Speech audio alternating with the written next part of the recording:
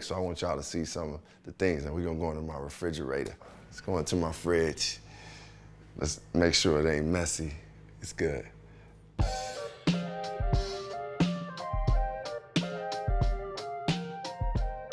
Peace, y'all.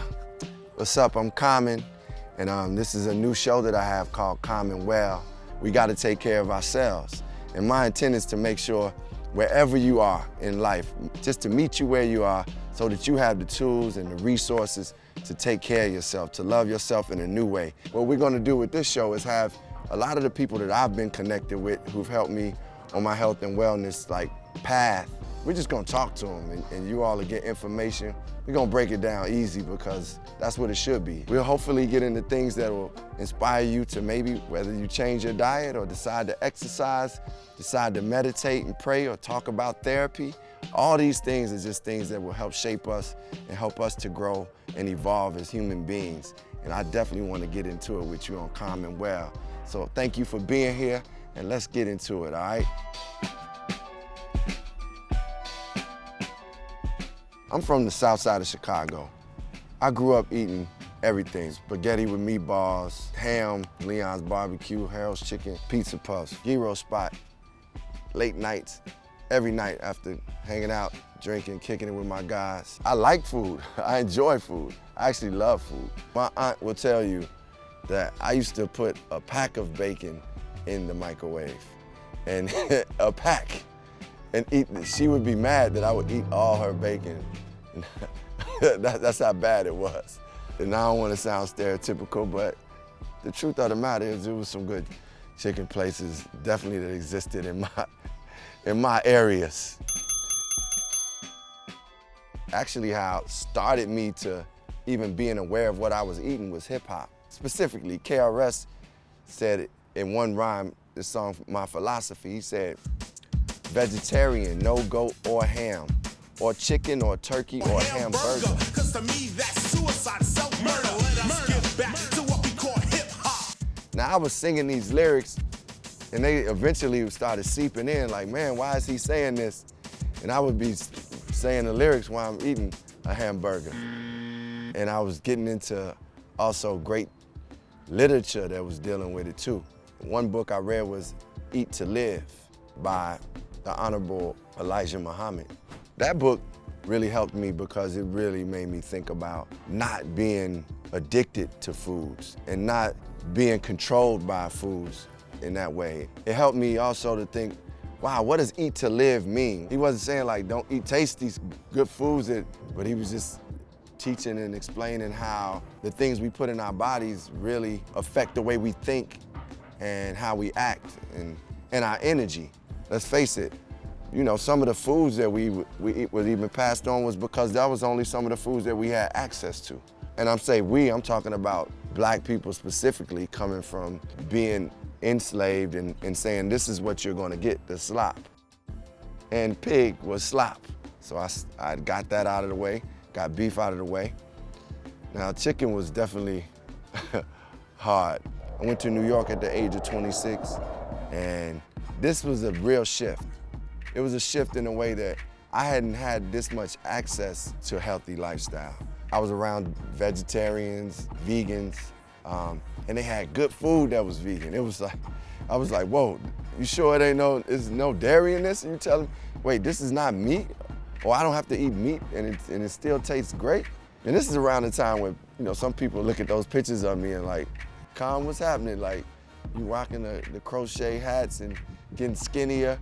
But I felt so much light within myself at this time. When I decided to stop eating dairy, I got into the booth and I was like, wait, I can breathe now. Like I had a breath control and air in my lungs that I hadn't felt ever. And I would jog, you know, saying my lyrics, rapping and saying them, you know, because I wanted to have that breath control.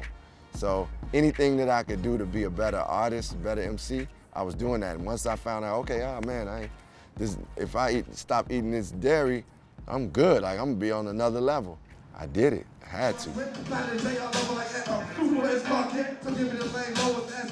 Take y'all into the kitchen, okay? You know, I talked about nutrition, I talked about the things that I take, so I want y'all to see some of the things. And we're gonna go into my refrigerator first, and I'm gonna take y'all around the kitchen. Let's go into my fridge. Let's make sure it ain't messy. It's good.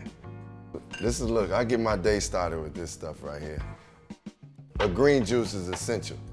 You know, a green juice is like, it's basically like liquid energy.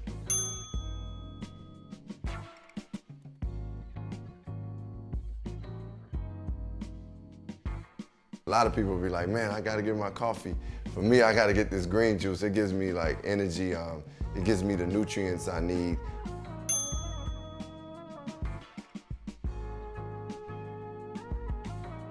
And it also, you know, you might go to the bathroom a little bit, but you need that. Yo, check it out. I drink rice milk, people drink almond milk.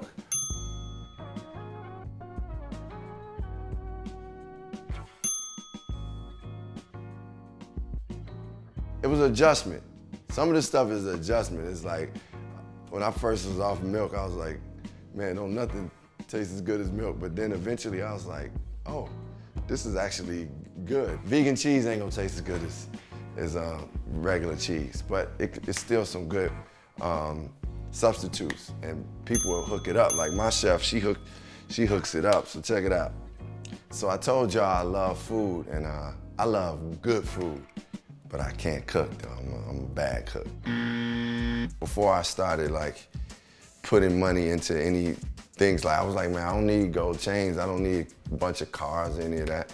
Let me invest in myself. So I decided to put money into having a chef because I knew how important the foods were for me when I would be traveling and just having the things that I needed and having access to those foods. And then along with that, making sure I keep these supplements like vitamin C. You know, vitamin C is the thing that helps build your immune system.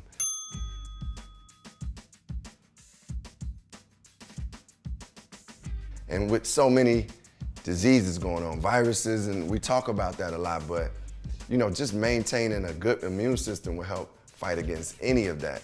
Probiotics is necessary. It's the best bacteria for your digestive system. It's like called the good bacteria.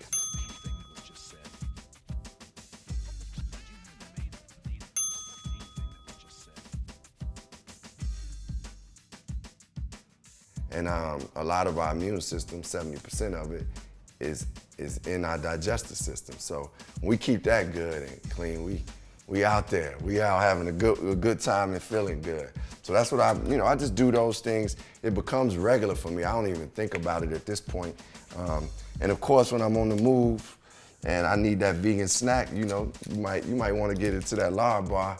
That's a good thing too, to be able to get to that. Like a lot of times when I'm traveling, I may not like have a meal with me. I may not have the access to stop at this restaurant or get to a good restaurant that fits me. So I'll just, you know, make sure I got the snacks that I need. These are some of the things that I do diet-wise, y'all, you know, that you see that I'm into as far as it goes in staying healthy, staying well, and still feeling good. The world can be trying sometimes. The fight to overcome those things has been to love myself and take care of myself and empower myself. And this has come a lot through health and wellness. This has been the first one, y'all. I want to thank y'all for spending time with me, and hopefully this has planted a seed for you and sparked you to go out and just be the best you can be. I'm looking forward to the next one. I'll see y'all soon. This is Com&well. Once again, I want to thank Lard Bar for making a donation to Chicago Run. It's an initiative that helps our youth when it comes to creating programs for running and physical activities, because health is wealth. So I love y'all for doing that. Thank you, Lard Bar. Peace.